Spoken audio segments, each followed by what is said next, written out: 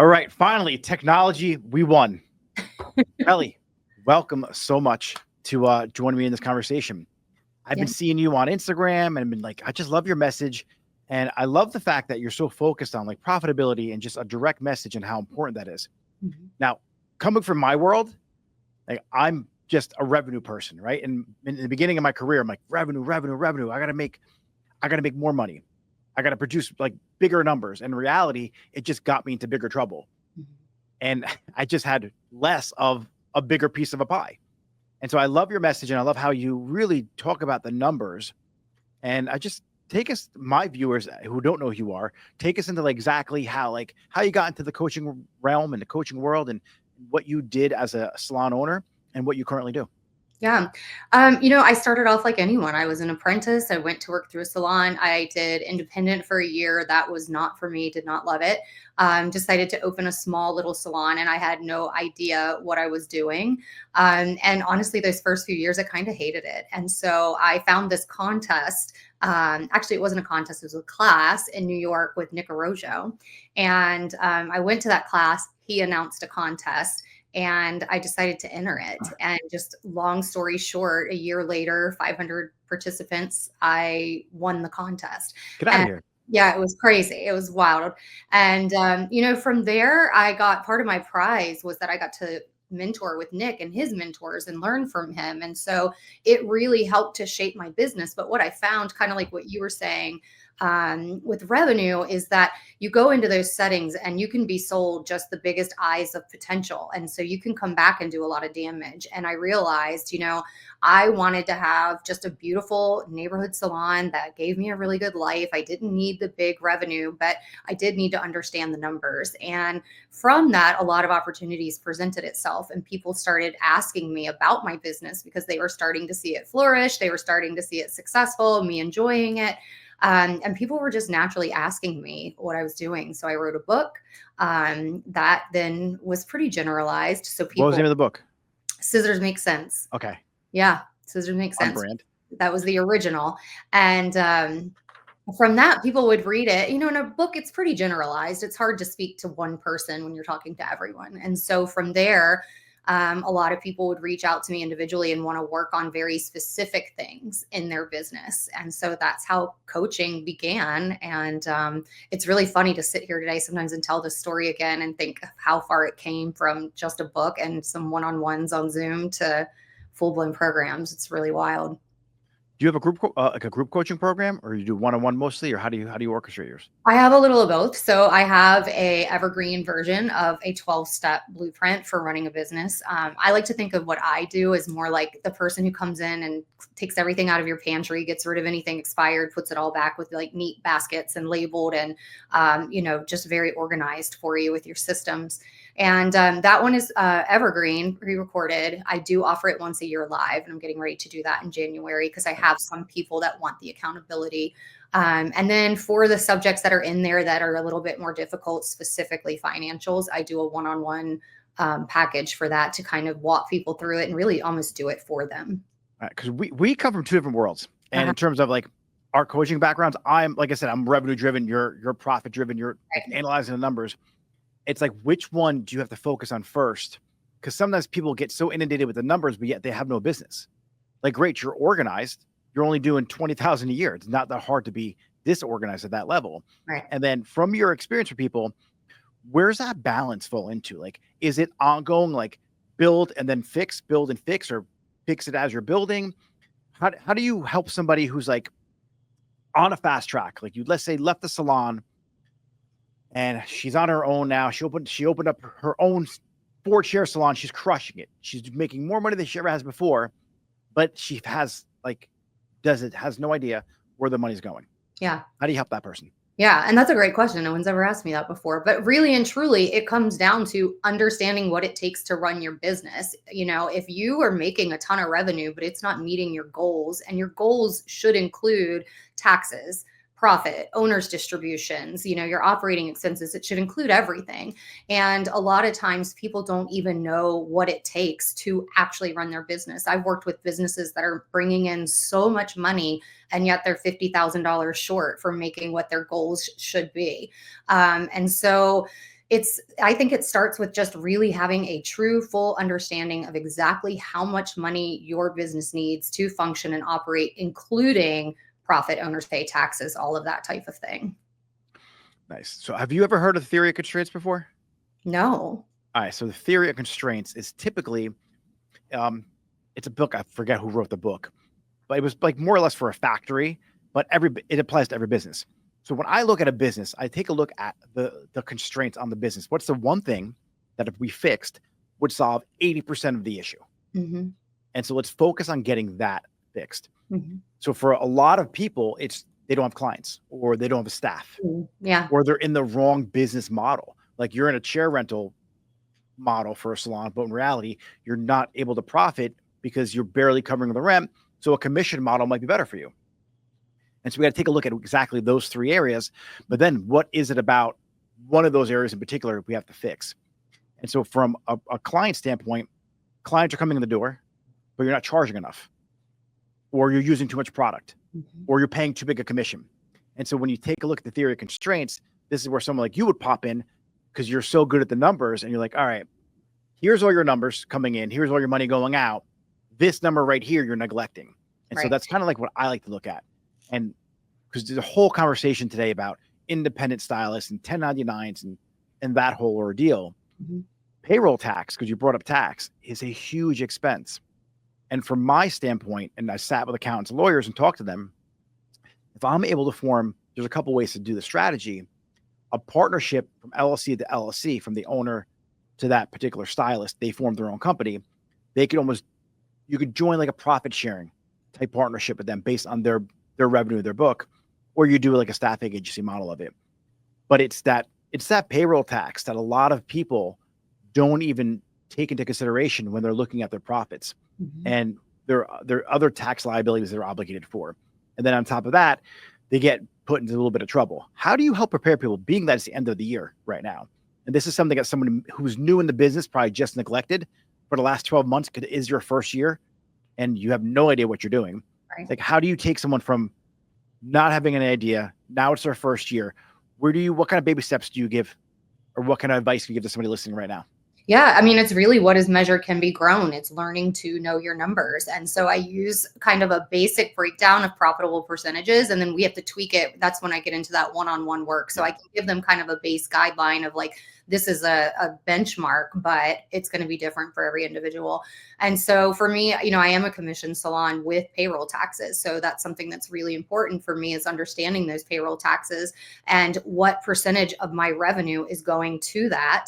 And honestly, I start in my budgeting with payroll, but I actually reverse engineer when I'm giving them their plan. So we start with operating expenses because that's the information we know. We 100% know that information. So I have them list all of that out, figure that out. We use the profitable percentages and we work backwards. We add in the taxes, we add in profit, we add in owner distributions, and then we figure that with the payroll. So that's kind of where we start, is really just looking at exactly what those numbers are and using that information to price. And most people, I say, one of the biggest concerns, aside from not having enough clients, not having enough team, it's they're not charging enough. Most people are not charging enough. What do you think that is? Mindset? Just unaware, or they don't know what they should be charging? All of the above. I think a Right. lot of times they open a salon coming from a place that they've worked at previously, and so their pricing worked for them there, and it's like, okay, and they're scared to change the pricing too much because they don't want to lose their clients, but what they don't realize is they're sacrificing themselves for their business, and no one goes into business to be held hostage to it or to not make money. That's the whole point we go into business. Freedom. So everyone talks about that number. I want to make $1 million, but if you're not profitable at a million, what good is making $1 million? Because you're Right. still married to the business. A lot of salon owners, you have to work behind the chair in order to make money, and that's a reality for, I would probably say, 85+% of all salon owners. If they ever step back from behind the chair, their salon would fundamentally fail, and it just comes from an inability to train the team. I feel like if they don't have a team who can really deliver while they're out of the salon's not going to be able to deliver for the clients that are walking through the door. And then on the other side of it, it's they're paying too generous a commission. If you have W-2 payroll tax they got to pay, and you're covering any kind of other expenses for them. It's really difficult to come up with those numbers, but those percentages, like you were talking about, that's how you scale. Because if your percentage of profit is 30%, what do you think the average salon is right now, by the way? 8 to 12 is what I'm always understanding, pretty much. Yeah, but I hear 8 to 12 is like standard, but most of I mean, from my experience and who I'm working with, none of them are profitable. They're not even paying themselves. Really? A bunch. Yeah. Wow. Yeah. So if huge revenues, some of the revenue is huge, and they're just like, I don't understand. I see all of this money coming in. I know there's money coming in, but they're not managing it. I talked to one, I don't want to like throw anyone under the bus, No. but I talked to one owner the other day, and they were just like, whatever cash was coming in, the owners were splitting that between them as their pay. They weren't entering. It was just like, they were just taking the cash. And I'm like, oh my gosh, like you can't do that. Yeah, well, it's funny because I have a lot of partners in my program, and I want to actually create something separate just for partners. And a lot of partners, and you could say if this is right or wrong, or I love to hear your opinion on it. They pay themselves a W-2 as a W-2 employee, when in reality, they could form almost like their own little management company as an LLC, and then pay themselves as a manager out of the company or out of what they're doing behind the chair. Mm-hmm.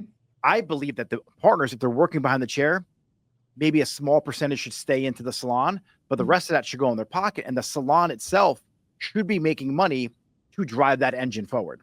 Mm-hmm. You agree with that? I do agree with that. And I try to explain to them they have two separate roles. So if they are working behind the chair, they should be paid as a stylist because they're working as a stylist when they do that. And then the other role is you're an owner in your company. So if I had someone who was full-time behind the chair, I am not. So I salary myself and then take distributions on the success of the business. But, I'm like, you have two roles. So you're going to pay yourself just like you would your stylist, and you're going to put yourself into that when you're factoring in, your price per hour of what your business needs. And then we're going to give you an owner's distribution. But they're both based off of production. And that's where I think a lot of times owners feel like, well, I know a lot of owners just take 100% and they don't put it back into the business, and it's like, you can only take from your business the health that's in the business. Yeah. So when it comes to these numbers, like the words like distributions and all of this different verbiage that people get scared of, how simple is it? Like people overcomplicate it so much. The simplicity of running a business, because people are afraid of numbers. Do you have like a vocabulary sheet for people? Yeah, they go through profitable percentages. And I tell them, I'm going to teach you like you're 5 years old, because I don't want to assume you know anything. And if you do know it, consider it a refresher. But, I start with the word revenue, and we just go all the way through and break it down. So when it comes to LLCs, S Corps, that whole structure, you would give them any help with that? I don't go deep into that. No, okay. It's a little bit beyond, hopefully if they're coming to work with me, they're already one way or the other. Yeah. Cool. Where do you see retail falling into this? Like with salons nowadays? I'm a huge fan of retail. I think it's really, really important for many reasons, even just outside of dollars. But for me, I also did work as a stylist in a salon for a very long time, and I hate selling retail. So, I just was never good at it. And I have stylists who are incredible at it and some who aren't. So for me, I like to structure everything within the business as if we were doing our cheapest service every hour. And then I know I'm going to be successful. So everything that we do on top of that is more expensive, that's an add-on, a luxury service, retail, all of that is just gravy on top of, knowing that if every single person in my salon charged my cheapest price point and only did haircuts, we would still be successful. Meaning, I like that model. Oh yeah. And then everything's on top of that. So I let retail kind of be for the hell of it. And we just incentivize and make it fun, and they do it and they like it. It's just a little friendly competition for them, but it's not, for me, a requirement for them to level up or an area where I'm going to discipline them if they didn't, or coach them if they didn't. Yeah. I make retail, I try and make it fun for them, but my team doesn't sell retail like I want them to, and I know they could. Right.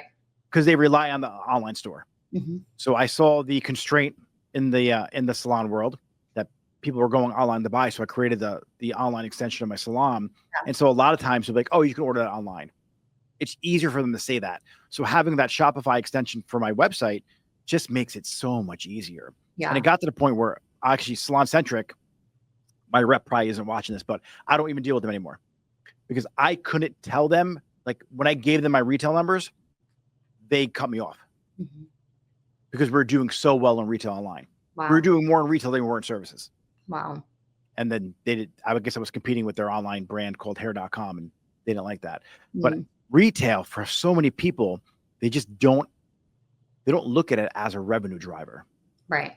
But Yeah. it's so beneficial for a salon Yeah. just to It's do it. a revenue driver, but it's also, I mean, it's more than that too. If you use it very strategically as a tool in your business, I get education through my company. I Yeah, get points, all that. rewards, free stuff, minis for the holidays that I can sell. And so it's just really being very strategic about the partners that you're choosing to work with and what they have to offer. But you can double down quite a bit, which, in terms of, it's not the revenue booster as much, but it's the bottom line booster. It does. When people ask me about retention rate and the connection between the bottle of shampoo or the hairspray or the product they sold their client, when that client reaches for that shampoo in the shower, they're thinking of you when it's empty. Yeah. Now, if you don't sell them that shampoo, they're thinking of Ulta or they're going to think of the drugstore. So it's so important that if you're watching this and you're a stylist and you just went to a suite and like retail wasn't for you because 10% doesn't really excite a lot of people. On a $20 bottle of shampoo, $2 isn't that exciting. But it's the retention rate and the connection and diagnosing the problem for the client that you have to really be conscious of. But now that you own a suite, that $20, 10 of it's yours. Right. So, I mean, built in some sales tax and other shit you got to add in there. But for the most part, if you do 500 a week in retail, that's going to be 250 a year. That's $1,000 a month. That's pretty much going to be your rent. Do you work with a lot of suites at all, or mostly salon owners? Oh, I mean, my programs I do. In my salon, we're 100% commission. In the programs I have, definitely, because it's just small business training. At the end of the day, I mean, has some nuances that are very hair specific, and there is a whole commissions section on how to build your commissions. But otherwise, it's really just how to set up structure and run your business like a real, instead of a hobby, like a real business. Yeah. Yeah, I think we always have. At least I bring it up, 3 hats that you wear as an owner, and in our industry, you have the artist, the manager, and then the entrepreneur or the leader. And we get stuck wearing that artist hat. And we think like a stylist. You open the salon, you hated your old owner because it did things the way you didn't like. Now you're so rebellious against that way of doing things when they had to do it that way to be profitable. Where do you sit on on the coaching spectrum of helping them get over the mindset of being that type of owner? Yeah. I'm sure a lot of people are really loose with what they pay in commissions and how they handle their finances. And a lot of it is just beliefs. Yeah. Yeah. I mean, I use the word, or can I give you some tough love, a lot. So, I always ask permission for it, but we do handle that in coaching. And, a lot of times the number one problem is the owner is in their own way.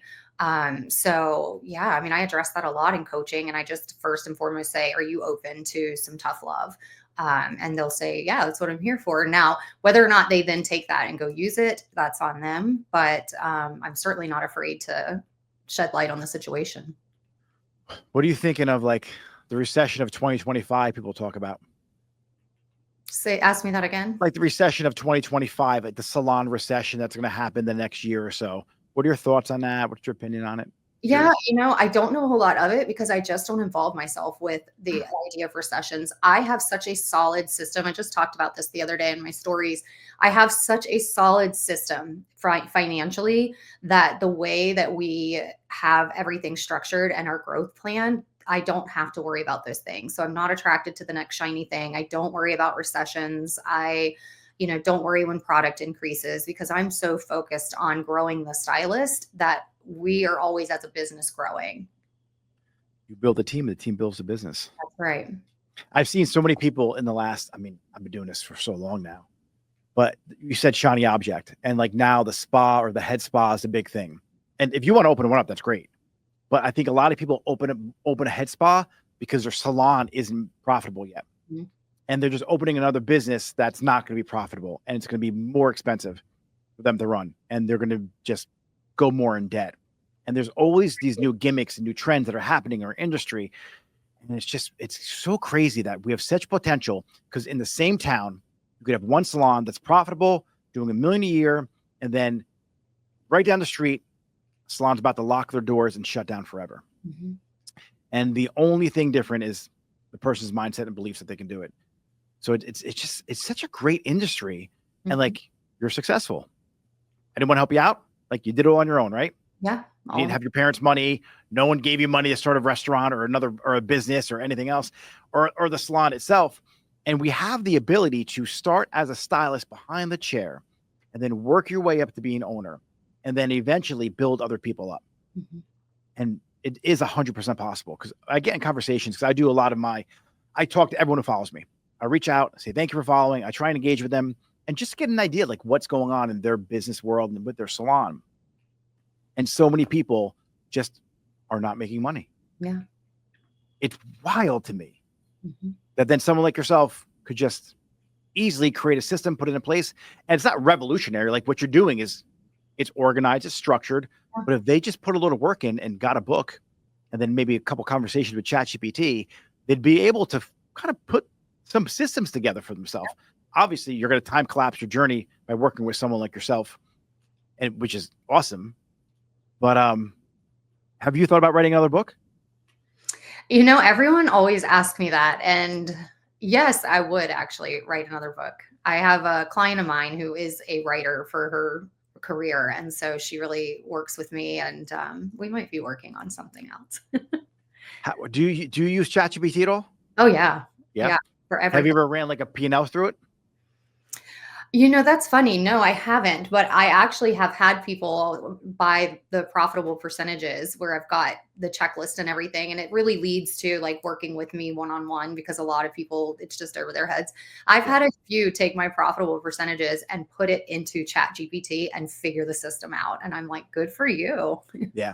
I like I'll run through. I put everything in ChatGPT, Yeah. but I'll run my whole year to date P&L that I get from my accountant, and I'll just ask it questions based on my numbers. If I Mhm. were to do this, if I did that, what do you think if I flash sale this at 20% off for like online, and then buy this product that's hot? Like it's the conversations you have with AI are phenomenal.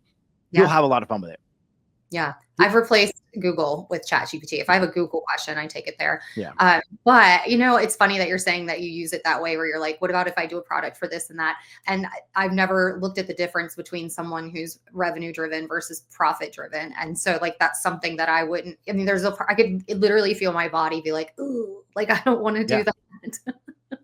Like, 'cause I want a flash sale because I have so much inventory, Yeah, which is just such a shitty business model. yeah, Like selling online's great, and I have different areas where it's better than others how I run that side of the business. But you have to like stock up on products a lot of times, and yeah, the ones that are good. And then all of a sudden that trend goes, and then the product sits there. You got 3 pallets of shampoo that was hot a month ago, and now for whatever reason, the influencer came out and said it made my hair fall out, and now you're like, shit, I'm stuck with all this product.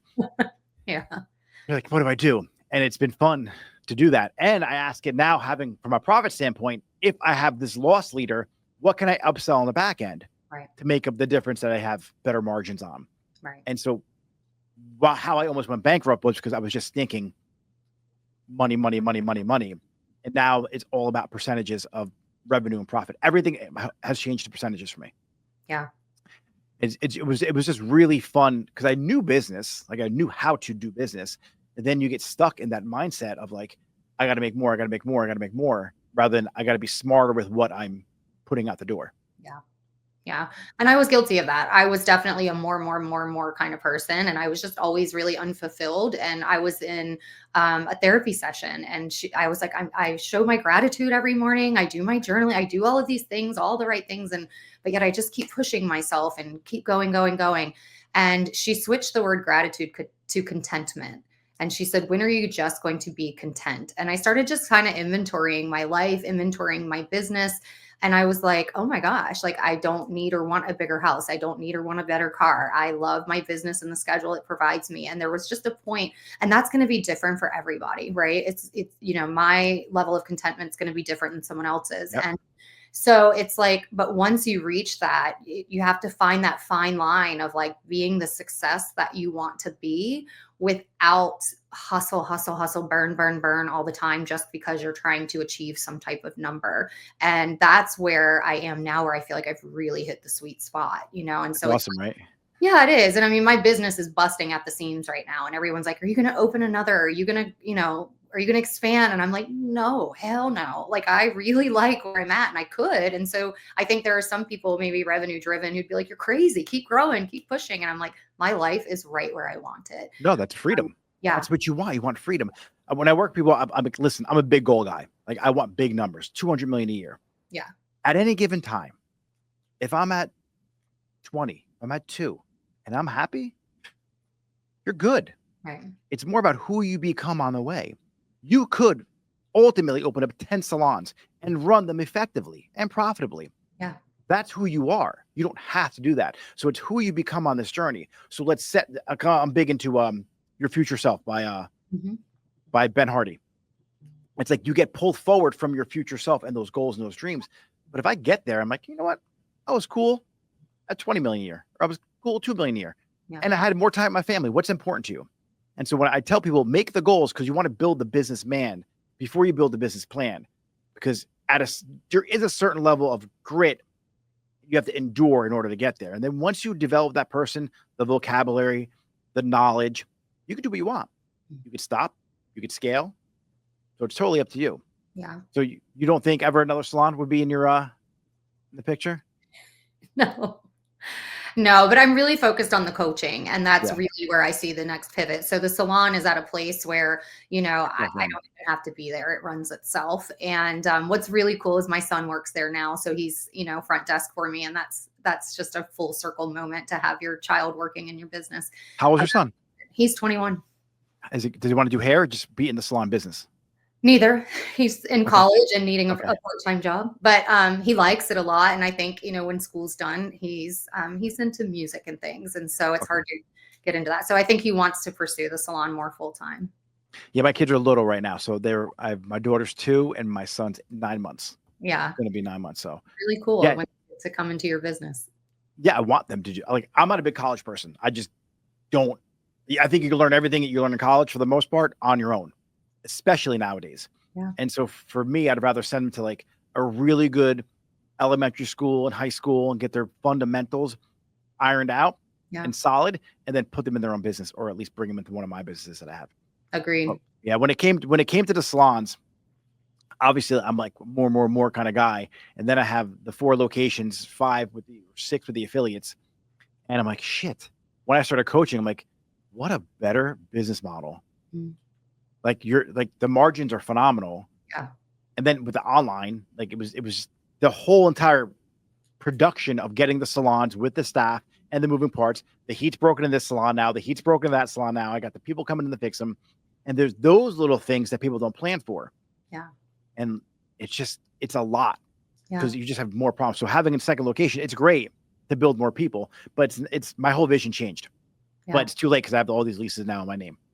I do have the 2 locations, but I agree with what you were saying. So I have 2 locations, and I don't want a third. But it was COVID that actually made me realize when we shut down. I had already put, you know, my toes into the coaching water, but just barely. And I realized that even though I have a phenomenal team, my entire life, everything that I've built is reliant on other people. It's reliant on people working for me. It's reliant on people, you know, coming in and being clients. And I love that. I don't want to let that go. But I also was like, I need something that's just for me, that if I were to lose everything, I've still got some footing over here. And so that's when I decided to go all in on the coaching. And you're right. It really, it's a whole different ball game, but it's very different than brick and mortar. I've definitely had to learn a lot of lessons. Oh yeah, it's wild. I love it. So I have something I teach called your personal economy. Have you heard me talk about that yet? I'm not sure I have. Yeah. So your personal economy, it's a combination of service, product, and knowledge. Okay. And for us, we're perfect in the industry. We do services, then we have products we sell, shampoo, conditioner, and then you have knowledge. So whether you teach people how to grow a salon or you teach people how to cut hair or color hair, you can sell and package up the knowledge and the know-how that you developed over the course of 10, 15, 20 years of doing this, or you can teach people how to run a business like we do. Once you build a big enough community, you can then jump back into products and then sell them products, whether a shampoo or conditioner, or online like I do, or affiliate marketing, and then you have services. So no matter what happens, whether it's a COVID, whether your salon gets flooded or there's a hurricane, you still have products you can sell online to other people. And you still have the knowledge that you can teach, and you can sell the course, go evergreen, and you could just not do the coaching, shut it down for a month, and then sell your course evergreen. So having that personal economy, that I like to call it, is so calming to like the nerves of running a business, because you always have that, what if this happens? People, what if they don't show up? What if the heat breaks? People down, obviously down the past summer, hurricanes, how many different businesses got wiped out? Yeah. And like, as an owner, are you prepared for that? Do you have the 6 to 9 months set aside to cover your personal expenses plus your business expenses? Because a lot of times the landlord doesn't care. Yeah. Like your lease is due, you have to pay it. And so if you have 2 other spigots you can pull some revenue out of and some profit out of, then you're very much at peace. Yeah. And so you're doing you have your personal economy without even realizing it, that you're creating it. Yeah. So I teach the camcorder method, which is fun because when you're doing it as well, but when you're teaching your team how to cut, how to color, if you love doing that, obviously you're going to have to scale back from behind the chair. And so if you're really good at teaching the techniques, why not film yourself, and why not create an internal course for your team to learn from? So you can duplicate yourself and then open it to the public. Yeah. Why not make an extra 5, 10, 15, 20,000 a month? Because you know the numbers some people do online with their courses, or no? Oh yeah. Oh, yeah. I break this down for like a lot of owners who like, what do I do now? Like, imagine, and they hate social media. Like, I don't want to post. I think it's stupid. I'm like, let me break some numbers down for you. Yeah. And so the numbers I break down, it's, imagine you built the following of 250,000 people. Imagine 1% of 1/3 times 1%. That's 825 people. Yeah. Imagine 825 people paid you $97 a month.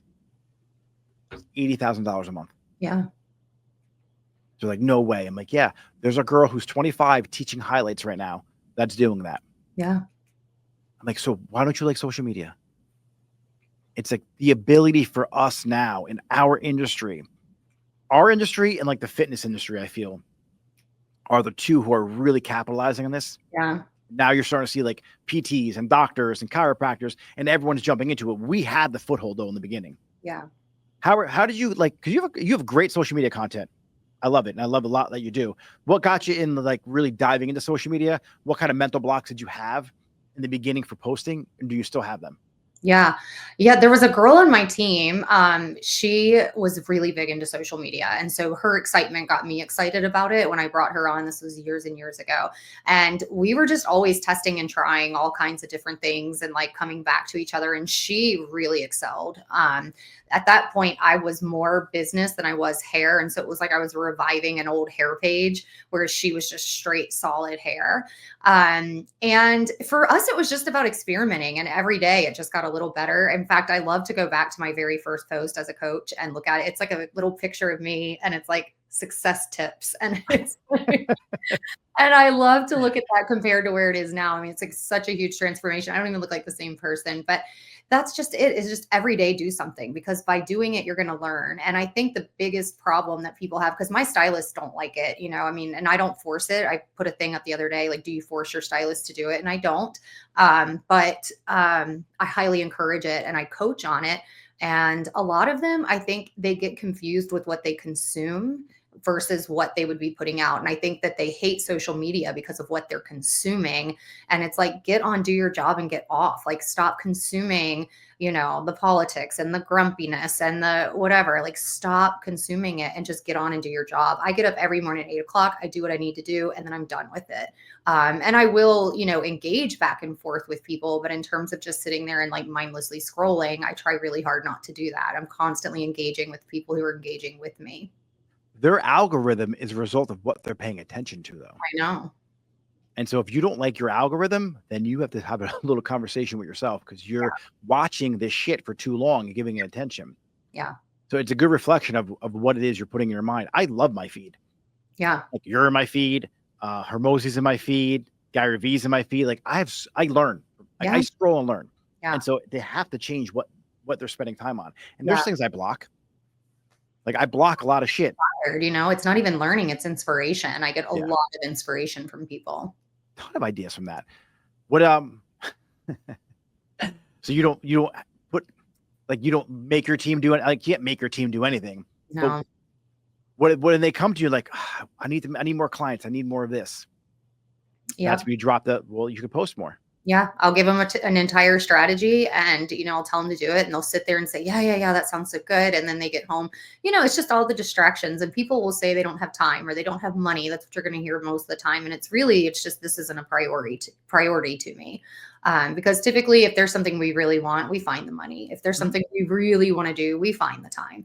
But the biggest excuse is just, when I get off work, I've got the kids, and then we've got soccer, and then we've got this and that. And what you asked me about hurdles that I had to get over too, is like, anytime you do something in the beginning, it's going to take you longer because you've got to learn a little bit about it. And so, but now I can get in and out 5 minutes, it's so fast how I can get a piece of content made, put together. I have a content bank that I can just pull from, plug and play. It's so easy. But in the beginning, it does require some work up front. And a lot of times they don't want to prioritize the time to do it. Do you use Opus Clip or anything or any AI tools? Yeah, I've used Opus Clip. It's oh my God. I used to have a business before I opened my salon. It was more of like a MMA action sports website. I tried to monetize, and that's where I got my experience on creating websites at. And it would take me hours to edit a video. Like I was just at one of my coaching calls today with one of my groups. They were just asking me a million questions about editing and software. I'm like, guys, you do understand, like, I've been doing this for 20 years. Right. I've been editing stuff on Final Cut, Premiere. So I could just jump into a new software and pick it up in minutes. It's going to take you some time. But I did not have AI.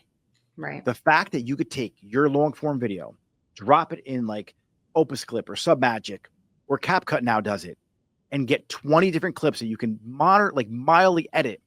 Yeah. That's huge. That costs people 40 grand a month.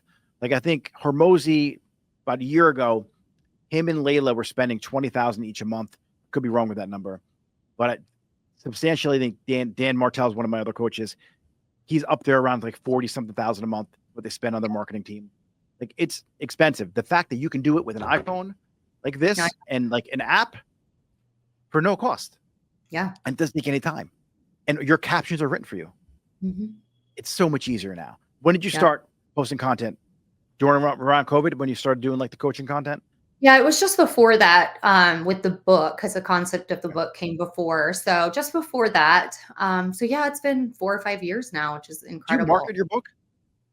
A little bit here and there. I did a lot when it first came out. It's been a few years, but yeah, it's it's in my stand store, and I put it in my content here and there, but not all the time. I'm gonna have to order that book. If you send me your address, I'll send you a book. No, I want to buy a copy. And I have a KPI tracker as well. So it's like it's a very simple KPI tracker, but for people who are not used to, it's like an annual journal. And it was really a tool that I made myself. And then people would ask me about it. So I just put the PDF out, and then eventually worked with someone to design like a journal. And it's like a yearly unmarked journal. So you can start it at any time. I like that. And it's just a very simple KPI tracker. All right. So people, when they hear KPIs, key performance indicators, yeah, they think of all the numbers. If you were to pick three key things to focus on for the beginner, the person who is like, they're a mess. You got to make it simple for them. What are the 3 KPIs that a salon owner needs to at least pay attention to right away? Gosh, I mean, I narrowed it down to 10 in the book. I mean, I always start with number 1 is just where you were, right? So where you were at. So for me, can I include all of that in one? It's, year to date, month last year, month this year. And then I break that. I don't know if I can give you 3. I break that down into service and retail to kind of see how that's going, but I'll do everything compared to either the last year or the last month. Okay. And then of course your new return clients, new and return, I think are so important to see where that retention's at. So I would say, you say top line revenue, yeah, retention rate. Yeah. And then And from there, I guess because I kind of lumped all that together. I mean, for me, profit margin, and payroll margin. I sometimes I think payroll margin is even more important than profit margin. Yeah. I For mean, sure. they're almost like two sides of the same coin. Yeah. You need to know both. Yeah. Because I remember hearing on a video a while ago, businesses need to be above an 80% margin Mhm. in order to really be able to scale. Like, how's that even possible in our industry? Yeah. Like, it's just Oh, because I like to debunk that. yeah, I like it, debunking that. it was more or less like if you have a product, if you're selling, like Yeah. it was more for like phone case companies. Right. They had to keep their margins up because then you have wholesale cost and you got the shipping cost and you got all these things that you want to be somewhere around that 80%. Yeah. But in our industry, a lot of us, like you said, we're working 8 to 12% profit margin. Mhm. When if they made one minor change, they can go from negative 4% to that 8% Yeah. in a month or two. Yeah. Literally, they could change by making a few different changes on the dial. And so your book, Scissors Make Sense, Mhm. that would be the first step into like introduction of what you talk about, right? And it's still applicable today, even though it was written a while ago. Right. And I'm working with her. I think we're going to update it and re-release it. I'm just going to read through to see what I've changed. Jazz the cover up a little bit because that girl doesn't look the same today. And Nick Arrojo said that he would write me a forward for it this I time. would. So, yeah. So. Are you still friendly with Nick? Oh yeah. Yeah. I haven't seen him in a while. Yeah. I'd use his name a lot for when I speak to owners and they're like, I can't find staff members. I'm like, will you create content? How is that going to bring people in? Yeah.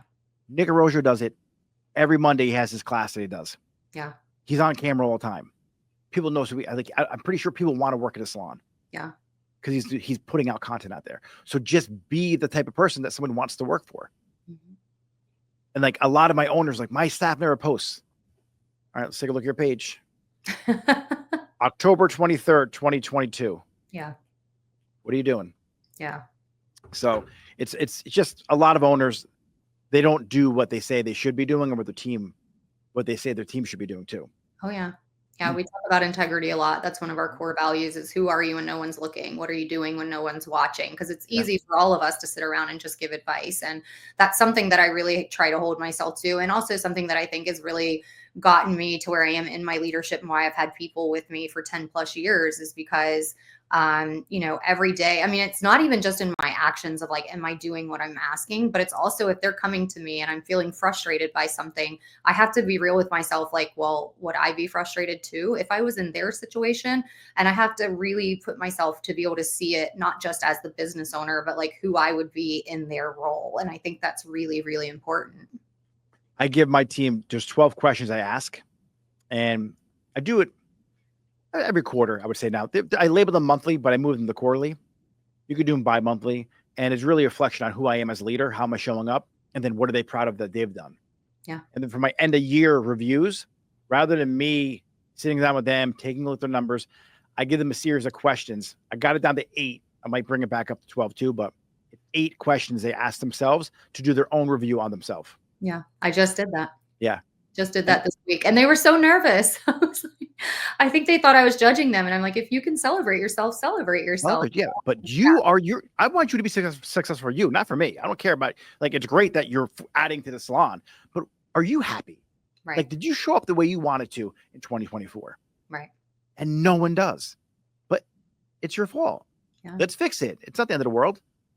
Let's do it in little sprints. That's how I like to do it. I like doing like quarter sprints or week sprints or 2-week sprints. Like I'm like a 2-week, 1-week sprint kind of thing now. Yeah. Like, well, I'll just focus on just my meta ads now every day for like 8 hours a day, digesting either a course or information, going back through, taking a look at my copy, editing my pictures, and then getting that ready to go. Yeah. And then what am I going to do next week? What am I going to do the week after that? It's so much easier to digest than taking a look at all your KPIs. Like, all right, what do I start now? Yeah. It's just so much to look at. All right. So where can people find you on Instagram? Do you have a YouTube channel and a podcast? Not yet. They're in the works. You a podcaster, right?